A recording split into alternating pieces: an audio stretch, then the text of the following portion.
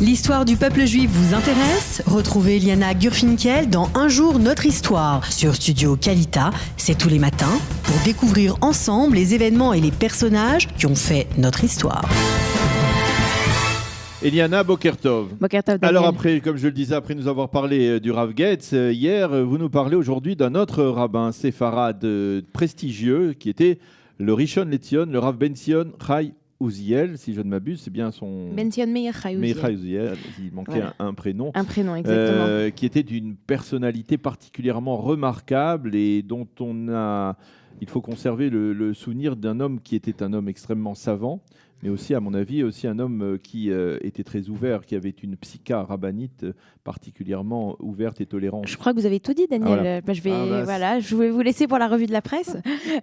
Alors, je rappelle, en fait, ce n'est pas seulement parce que j'aime bien l'histoire des rabbins que j'en parle, mais c'est surtout parce que je fais en fonction de la date d'aujourd'hui. Donc, à la date d'aujourd'hui, nous sommes le Kafhe Elul, le Kafdalet, pardon. Le Kafdalet Elul, le 24 Elul, et ben, c'est à la date à laquelle ce rabbin est décédé. Donc c'est pour ça que j'ai pensé en parler ce matin. Il y avait d'autres événements aujourd'hui, par exemple la création de Google, mais je me suis dit on va passer à autre chose. Et donc il est né à Jérusalem. Son père était le Av Bet Din déjà de la communauté séfarade de Jérusalem. Donc c'était déjà des gens qui étaient extrêmement non seulement tournés dans la Torah, mais aussi tournés dans la chose publique, si je peux me permettre. Et à l'âge de 20 ans, il devient il enseigne donc dans la yeshiva, et il va aussi créer une yeshiva qui s'appelle Machazike Torah, donc qui soutiennent la Torah pour les jeunes séfarades. En 1911, il est appointé le Chacham Bashi de Yafo, de la ville de Yafo, donc le grand rabbin. Le grand rabbin. D'ailleurs, c'est l'occasion de parler de cet accoutrement, si je peux me permettre, de ce vêtement que portent les grands rabbins séfarades. C'est en fait l'ancien vêtement des grands rabbins turcs. Et c'est donc ces vêtements. C'est les Rishon LeZion. Voilà, les grands rabbins séfarades, exactement. Rishon LeZion. Et donc il va travailler à Jaffa, à Yafo, pour renforcer la communauté juive de l'endroit. À partir de quelle année ? En 1911, et il est très... C'est-à-dire à l'époque où le Rav Kook est le grand rabbin d'Yafo. Et c'est donc à cette époque-là qu'ils se rencontrent, qu'ils se connaissent, qu'ils apprennent à travailler ensemble, puisque en fait, ils se comprennent très bien, et ils permettent en fait d'amener à une certaine cohérence entre les communautés juives séfarades et les communautés juives ashkénazes.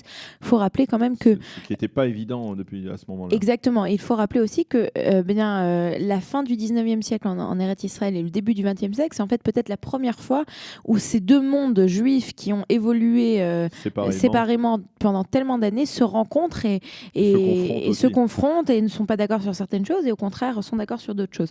Pendant la Première Guerre mondiale, le Rav Uziel va être très actif comme un leader de sa communauté, et puis il va faire beaucoup de choses pour la communauté. En particulier, il va travailler, c'est une période qui est un peu difficile, les Ottomans, le gouvernement ottoman, très souvent a la main très dure contre les Juifs qui habitent, et donc lui il essaye de tout faire en leur faveur. Ça ne marche pas très bien, puisqu'il est exilé à Damas pendant cette période. On va lui donner bien plus tard le droit de revenir en Palestine, et il va arriver en 1917, juste avant l'arrivée donc de l'armée britannique.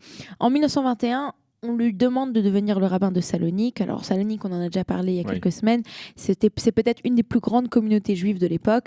Il va donc devenir le grand rabbin de Salonique pendant 3 ans, bien que sa communauté à Yafo, maintenant qui est jusqu'à l'incendie. L'incendie, c'était c'était 23. 23, ah bah oui. Et donc, il va être le rabbin de cette communauté, bien que sa communauté cette fois-ci, c'est Yafo Tel Aviv, puisque Tel Aviv est né et s'est développé, lui demande de revenir. Il revient donc en tant que grand rabbin de Tel Aviv en 1923. Et en 1939, il reçoit la nomination de grand rabbin de Palestine, donc grand rabbin séfarade de Palestine, le Rishon LeZion. Sa particularité, d'abord, il était, vous l'avez dit, sa psycha, il avait une écoute très importante. Les mouvements féministes adorent le citer, parce qu'il avait une vision de la femme dans le judaïsme qui ne ferait pas envier les plus féministes d'aujourd'hui.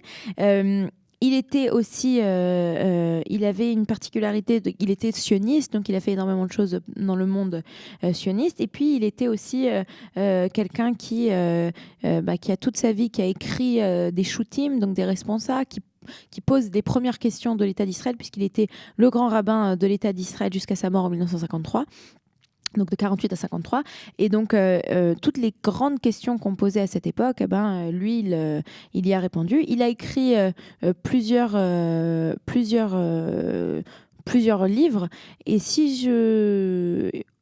plusieurs livres qui sont jusqu'à aujourd'hui étudiés. Et la dernière chose que je voulais dire sur lui, c'est qu'il avait l'habitude il avait sur son bureau gravé une devise. Il avait pris du livre de Zacharie qui disait « Amour, vérité et paix ». Et je pense que ça définit véritablement non seulement son mandat, mais toute sa vie, avec un amour du prochain, un amour de son frère juif, un amour très important, la recherche de la vérité et aussi la recherche du shalom, de la paix entre les hommes. Voilà. Et je ne crois pas ne pas me tromper en disant qu'aujourd'hui, dans le cadre de l'Alliance israélite universelle, KIAR, en Israël, eh bien, il y a un Bet Midrash qui est organisé par l'association Mimizrach Shemesh, qui étudie la pensée et les psychotes du Rav Ben-Zion Chai Uziel et essaye de les traduire, de les concrétiser dans la réalité sociale d'Israël aujourd'hui. Ah bah ça, je ne savais pas. Merci beaucoup, Je pense ne pas me tromper. C'est un Bet Midrash qui est dirigé par le Rav Yitzhak Shoraki,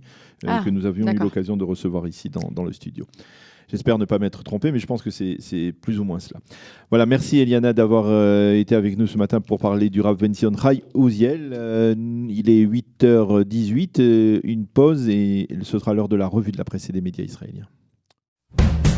Vous aimez l'histoire juive ? Retrouvez Eliana Gurfinkel dans Un jour notre histoire sur Studio Kalita. C'est tous les matins pour découvrir ensemble les événements et les personnages qui ont fait notre histoire.